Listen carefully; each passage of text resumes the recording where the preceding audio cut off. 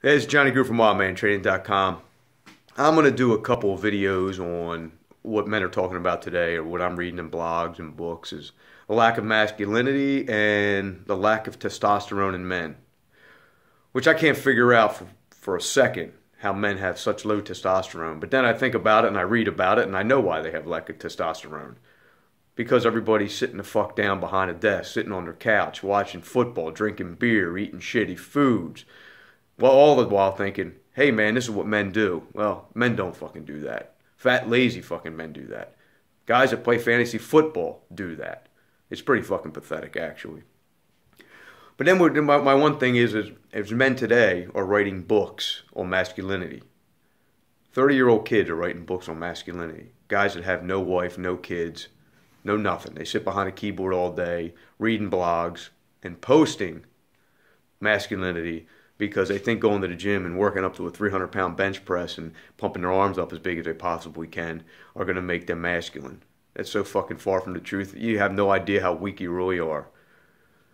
Hey, it's better than nothing. I get that. But that's not the way you fucking build masculinity. You build masculinity from fucking trial and error and fucking going through tough times. That's the only way you can build masculinity. Masculinity is not something somebody bestows on you. It comes from years and years and years of fucking taking abuse and fucking getting up over and over again. Like me, for instance, I have 4 grown kids. I'm going to have my 7th grandchild before I'm 50 years old.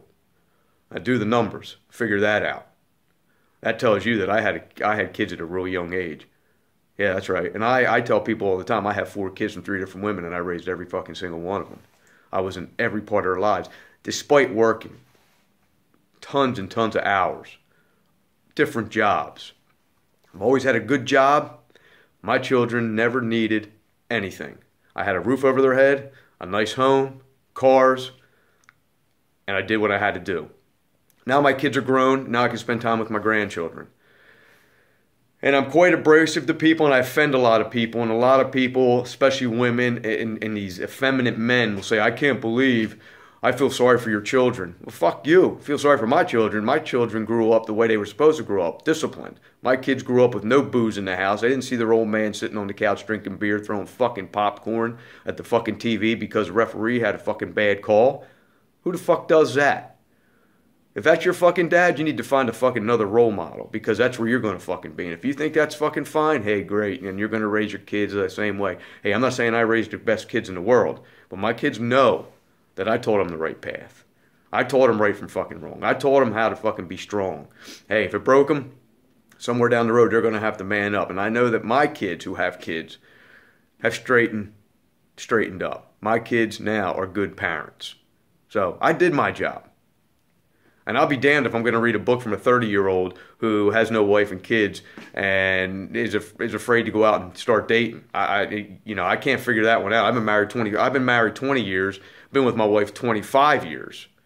So I must be doing something right. And people say, oh, I feel sorry for your wife. Yeah, the struggle is real for her. I can tell you that. It isn't easy being married to me, because I'm a little fucking rowdy, just about 50 years old, and I'm not looking to slow down. And that's another thing men tend to do. They tend to slow down. Oh, I'm old. I can't do that stuff no more. I'm married. What do I got to fucking look good for? You got to look good because you're fucking a man. You got to stay strong because you're a man. I'm confrontational. I stay in shape. I keep opening my mouth. I'll say whatever I want. And guess what? If I don't stay in shape, time comes and I ain't in shape, guess what? I'm going to fall just like everyone else. So with my loud mouth, I got to stay in shape, because when it goes down, I'm going to be ready. I don't care, and that's the way I'm going to fucking go out. If I die at 60, 70, I'm going to still be shooting my mouth off and still going to the fucking training sessions and still doing what I need to do to stay on key. Later.